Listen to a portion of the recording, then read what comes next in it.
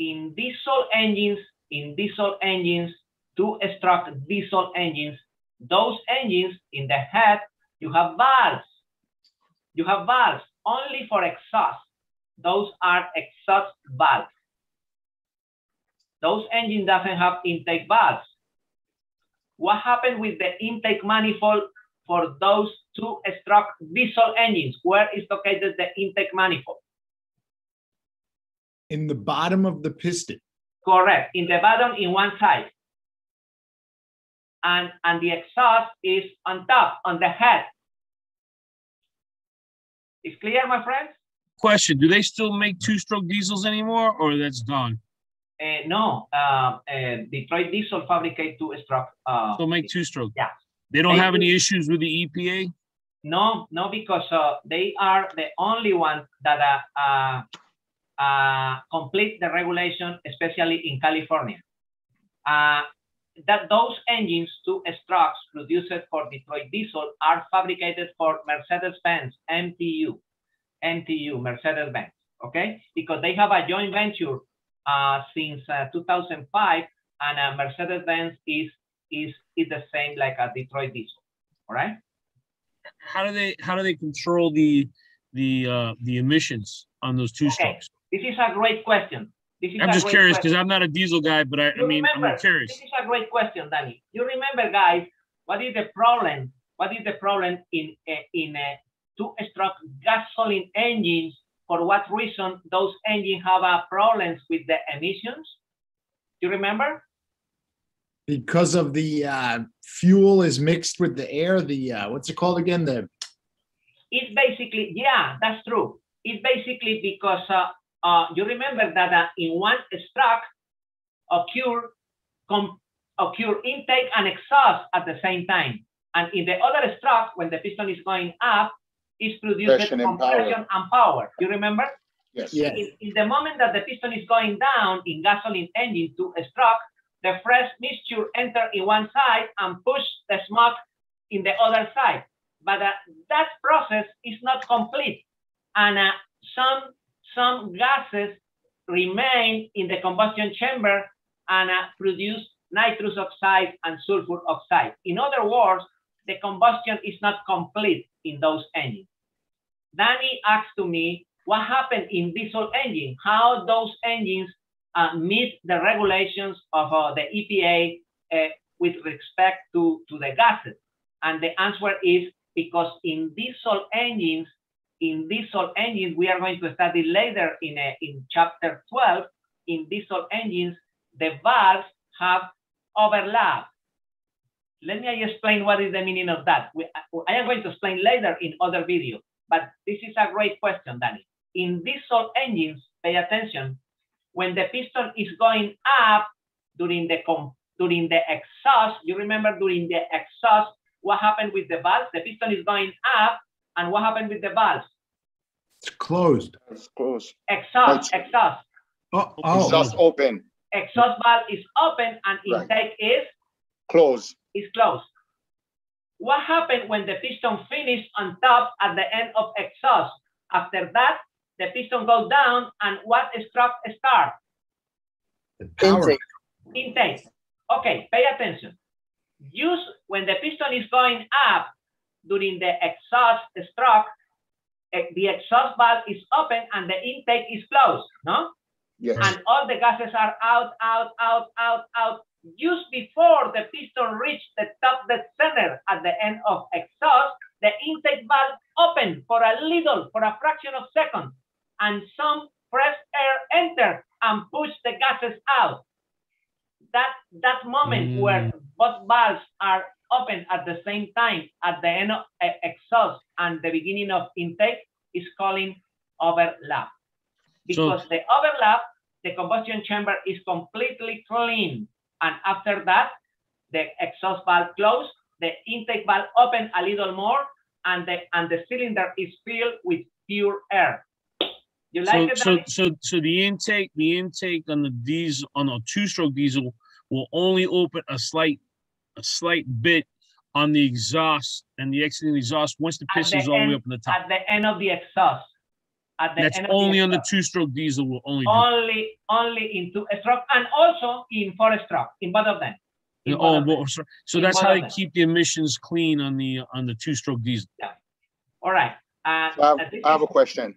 So does Yeah. that mean that during that time, the combustion chamber just close a little bit? It doesn't have the same amount at when it is doing No, the no, no. exhaust? Oh, no? No. The volume of the combustion chamber is constant. You remember? Oh, okay. The only difference is that the intake valve open a little at the end of exhaust.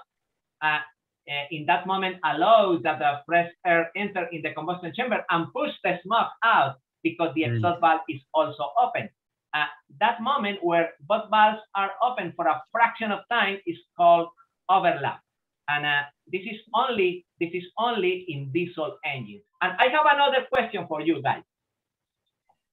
We are going to continue talking about the diesel engine and 2-stroke and the gasoline engine 2-stroke. You remember what type of bearings are used in the 2-stroke gasoline engine? The bearings. Needle bearings. Needle bearings. And why those engines use needle bearings? Is it because there's no oil in the oil pan? Because in some of those engines, the oil and the fuel is mixed. You remember? Yes, they're mixed in the crankcase.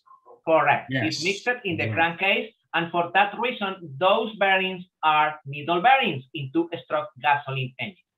And now, what happened in 2-stroke diesel engines? What do you think is the type of bearings? Plain bearing. Plain? Is plain bearings. For that reason, the 2-stroke diesel engine have an oil pan and oil pump dedicated to circulate the oil in the block and the head. And the bearings are plain bearings. Other question that I have for you. You remember in gasoline engines, inboard and outboard gasoline, how much is the compression? How much is the pressure when the piston finish at the end of the compression stroke? When you use the compression tester, you remember? You do that laboratory with Danny. How much is the pressure in normal gasoline engines, inboard or outboard? 120 for 2-stroke and 180 for 4-stroke. Correct. It's around in between 120 and 180 psi. Everybody follow me? Yes. All right, my friends. What happened in diesel engines when the piston finish at the end of compression? How much is the pressure in those diesel engines? 500 to 600. Yeah. Excuse me? 500 to 600? Correct. In naturally aspirated diesel engines. And what happened in charged engines, turbo or supercharged? 800? It's more than 2,000 psi. Oh, 1,000. Okay. All right. In other words, it's a big difference. Okay, suppose that we have a diesel engine naturally aspirated, and the compression at the end of compression is 600 psi. Why the diesel engine at the end of compression produce 600 psi, and why the gasoline engine at the end of the compression only produce 160 and 180 psi? Why? Due to the air is burning. The diesel No, because remember, when you check the compression, the air is not burned, it's pure air. Okay? It's pretty close, Roberto. It's basically because if you compress pure air, you can obtain a lot of pressure, more than 500 psi when you compress pure air. However, if you compress air mixed with fuel like gasoline, you can obtain maximum 200 psi. You understand? Yes. This is the typical question when you have an interview in Caterpillar, in Cummins, in Volvo. That's the typical question. Why the diesel engine produce more compression? Of course, the diesel engine produce more compressor because only compress air. And of course, because of the piston rings and the valves have an special specifications to produce a perfect sealed combustion chamber. Yeah, everybody follow me? Yeah, that's why it did that. The diesel injects it right at the top of the compression because it's so hot. And believe it or not, if you think about it, the injection is almost like a spark plug, but it shoots fuel instead of spark.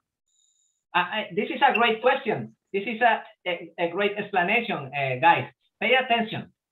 In order to ignite the diesel, the fuel, you need at the end of the compression that the temperature be around 1000 degrees Fahrenheit. Is really is 1075 degrees Fahrenheit. This is the minimum pressure at the minimum temperature, and the pressure should be no less than 400 psi. If the pressure is less than 400 psi and the temperature is below 1000 degrees Fahrenheit, you inject the fuel and the fuel not ignite.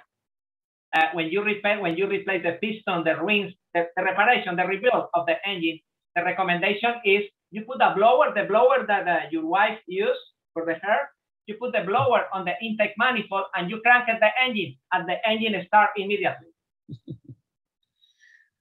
What? You put the hot air from the hair dryer and correct. Really? Correct. Wow. Correct. Okay. Correct. And now you guys got to carry a blow dryer in your tool bag. Yeah, that wasn't in the tool list. yeah. Papi, use the hair dryer of Adriana. Yeah, I know. I'm gonna have to steal it from her, my sister-in-law, my mom. So I have three. How often do the glow plugs go out? Normally, you never need to replace the glove plugs, and the glove plugs only work for 10 seconds, 15 seconds maximum. The only thing I ever heard is most people that I've read recommend when you're changing out the injectors, you may want to change out the gold plugs at the same time.